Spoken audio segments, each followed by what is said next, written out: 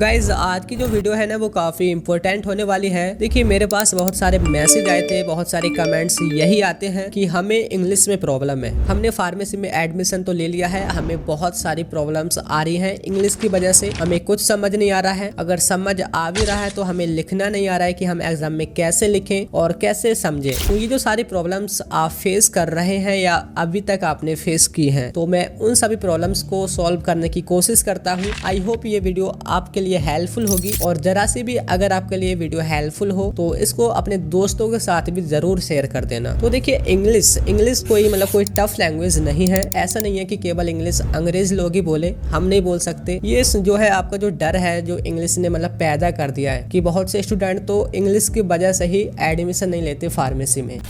हाँ है इंग्लिश थोड़ा डर है, लेकिन इतना भी नहीं है कि आप इंग्लिश की वजह से ही आप ऐसा सब कुछ करें। तो देखिए मैंने अच्छी तरह से समझा है, तो मैं आपको सॉल्यूशन बताने वाला हूँ। अगर आप उनको फॉलो करते हैं तो मैं गारंटी देता हूँ आपकी जो इंग्लिश है, आपकी जो फार्मेसी में इंग्लिश है वो ठीक हो जाएगी और आप अच्छे से अच्छे मार्क्स ला सकते हैं, एग्जाम में अच्छा लिख सकते हैं, अच्छा कर सकते हैं। तो वीडियो को आपको कहीं भी स्किप नहीं करना है। तो देखिए अगर हम बात करें तो दो केसेस होते हैं। सबसे पहले कि हमारी इंग्लिश वीक है, और सेकंड ये कि हमें इंग्लिश आती ही नहीं है। देखिए अब इसमें देखिए जिस पर इंग्लिश आती नहीं है, यानी कि उसको पढ़ना भी नहीं आता, तो उसको तो भाई शुरू से पढ़ना होगा कि कैसे इंग्लिश पढ़ी जाती है, कैसे सेंटेंस वगैरह लिखे जाते हैं। तो वो तो आपने शुरू से ही पढ़ना है अगर किसी की भी ये प्रॉब्लम है। अगर दूसरा है इंग्लिश वीक है, तो देखिए उसको तो हम ठीक कर सकते हैं। बहुत से स्टूडेंट को क्या होता है, वो पढ़ लेते हैं, समझ भी लेते हैं, लेकिन लिख नहीं पाते। कुछ क्या होते हैं, पढ़ भी लेते हैं, समझ भी लेते हैं, लिख भी लेते हैं, लेकिन बोल नहीं पाते। अगर हम फार्मेसी की बात करें तो देखिए फार्मेसी में जो फर्स्ट पॉइंट था, यानी कि पढ़ना, लिखना, समझना, ये तीनों इंपॉर्टेंट है। एक बार को बोलना 50% आपको बेशक बोलना ना आए चलेगा, लेकिन अगर आपको लिखना नहीं आता है, क्योंकि आपने पता ही है एग्जाम इंग्लिश में होते हैं, तो लिखना आना जरूरी है। अगर लिखना ही नहीं आएगा तो आप बी फार्मेसी को या फिर डी फार्मेसी को या फिर एम फार्मेसी को क्लियर नहीं कर सकते। तो हमारा पॉइंट यही है कि हम कैसे लिखें, यानी कि लिखेंगे हम तभी जब हमें समझ आएगा। तो कैसे समझें, ये जो सारी बातें हैं मैं बता रहा हूँ आपको एक तरफ से। तो देखिए सपोज आपने एग्जाम में लिखना है, कोई भी टॉपिक है जो आप पढ़ करके गए हैं। देखिए अगर आप बुक की लैंग्वेज को पढ़ करके जाते हैं, ठीक है, बुक में जो लिखा है आपने बिल्कुल सेम वही रट लिया है।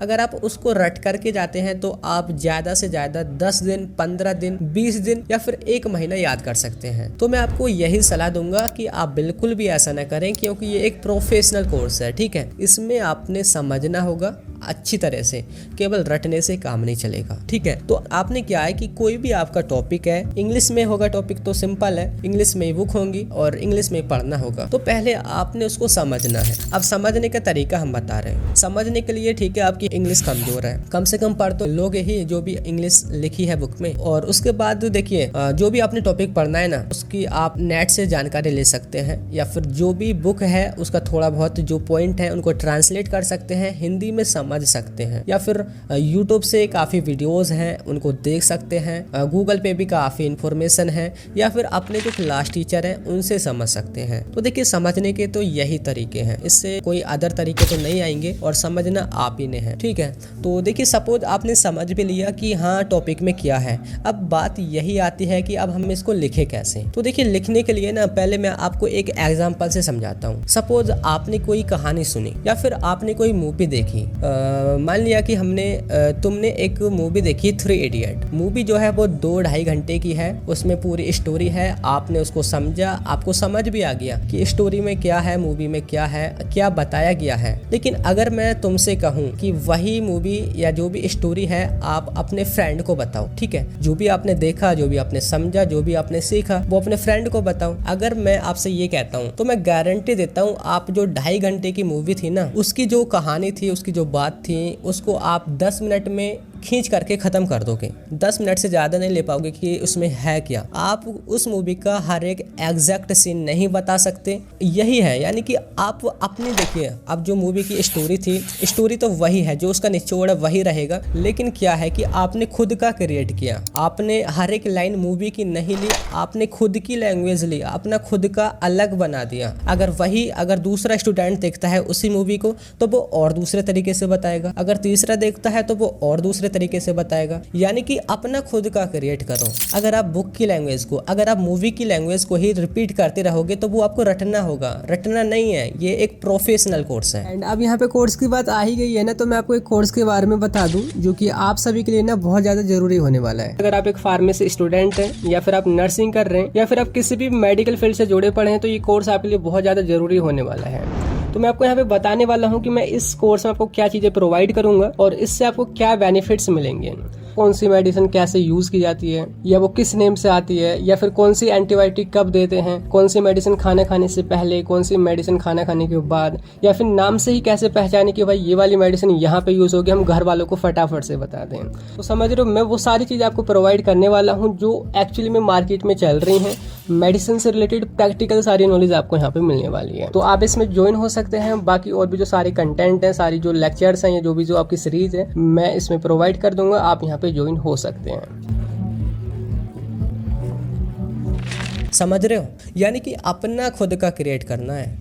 अगर देखिए आपने कोई भी टॉपिक है वो समझ लिया, यानी कि अब आप उसको अपने तरीके से लिखें कि मुझे एग्जामिनर है उसको कैसे सेटिस्फाई करना है कि हाँ कि ये जो स्टूडेंट है इसने अच्छा लिखा है, ये जो टॉपिक है वो बिल्कुल मैंने यानी कि एग्जामिनर को समझा दिया है। तो यही है जो भी सॉल्यूशन मैं आपको बता रहा हूँ कि आपने पढ़ लिया, समझ लिया, लिखने का वही है कि अपना खुद का लिखो। अब मैंने आपको बता तो दिया कि लिखो भाई, एक साथ तो किसी से ना लिखा जाता है ना, थोड़ी प्रैक्टिस करनी होगी, प्रैक्टिस करें, क्योंकि हर चीज़ प्रैक्टिस से ही आती है। कभी कभी ना हम सोचते हैं कि काश ये जो हमारी हिंदी लैंग्वेज है यही हमारी प्रोफेशनल लैंग्वेज होती है ना, तो कितना आसान हो जाता। जो भी स्टूडेंट हैं जिनको समझ नहीं आता, इंग्लिश की वजह से ही प्रॉब्लम्स आती हैं। जो भी पढ़ना लिखना समझना समझाना बहुत आसान हो जाता। क्या कर सकते हैं, हो नहीं सकता ऐसे। सोच सकते हैं, मुमकिन है, वैसे हो सकता है, लेकिन अब ऐसे सोचने से थोड़ी ना हो जाएगा। तो आपने अपना मतलब अपना जो इंग्लिश है उसी को सुधारो, ठीक है। हिंदी के उस पर मत बैठो कि हिंदी कब हमारी प्रोफेशनल लैंग्वेज होगी, क्योंकि जो इंग्लिश है वैसे वो इंटरनेशनल लैंग्वेज है।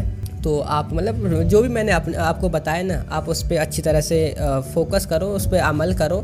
जो भी बातें मैंने बताई हैं आप उन्हें फॉलो ज़रूर करो और उसका रिजल्ट आपको मिल ही जाएगा। आप अगली बार जब एग्ज़ाम देना तब आपको पता चल जाएगा। तो यही आपने करना है।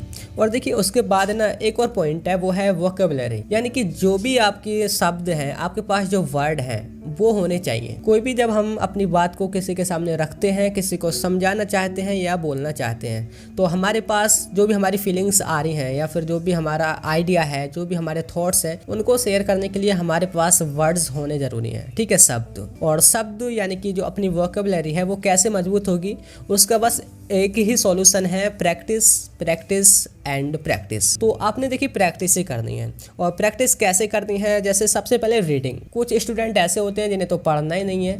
अगर भाई आप पढ़ोगे ही ना तो जो आपकी लैंग्वेज है ना, सिंपल वाली भी, वो भी वीक हो जाएगी। तो सबसे पहले आपने मतलब पढ़ना है। और दूसरा है मतलब इंग्लिश। देखिए मैं एक और आपको बात बताता हूँ। जैसे आप वीडियोज़ वगैरह देखते हो यूट्यूब पर या फिर सॉन्ग वगैरह सुनते, तो उसमें एक ऑप्शन आता है CC करके ऊपर लिखा होता है, जिसमें मतलब अगर आप उसको ओपन करते हो तो सब टाइटल स्टार्ट हो जाते हैं। जो भी सॉन्ग मतलब हिंदी में चल रहा है उसका इंग्लिश में कन्वर्ट क्या होगा, इंग्लिश में मीनिंग क्या होगा, वो आपने शो होने लगता है स्क्रीन पे। ऐसे ही जो भी वीडियो में कोई भी यूट्यूबर बता रहा है तो उसका मतलब कन्वर्ट होके क्या होगा इंग्लिश में, वो आपको पता चल जाएगा। तो आप एक बार ऐसा ज़रूर ट्राई करें, क्योंकि अगर आप ऐसे मतलब देखोगे ना कि जो भी वो हिंदी में बोल रहा है, जो भी हम जनरल लैंग्वेज में वो हमें समझा रहा है, तो उसका कन्वर्सन क्या होगा जो भी इंग्लिश में होगा, तो आपको मतलब जो आपकी वोकेबुलरी है वो मजबूत होगी, आपकी जो पकड़ है वो अच्छी खासी हो जाएगी। तो आप उसको एक बार ज़रूर ट्राई करें। और उसके बाद देखिए एक होता है ट्रांसलेटिंग। जो भी आपकी बुक्स है आप उससे ट्रांसलेट कर लें बुक्स में, ठीक है। जो भी आपने टॉपिक कवर करना है ट्रांसलेट कर लें, समझ लें, फिर जो भी आपको हिंदी में समझ में आए शॉर्ट कर दें, उसको अपनी लैंग्वेज में लिख दें। तो यही देखिए इसके सॉल्यूशंस हैं। आई होप ये जो भी मैंने आपको बताया है या बताने की कोशिश करी है आपको समझ आ गया होगा।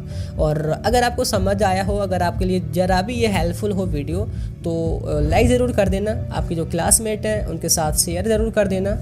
और पहली बार चैनल पर आए हो तो सब्सक्राइब भी ज़रूर कर देना।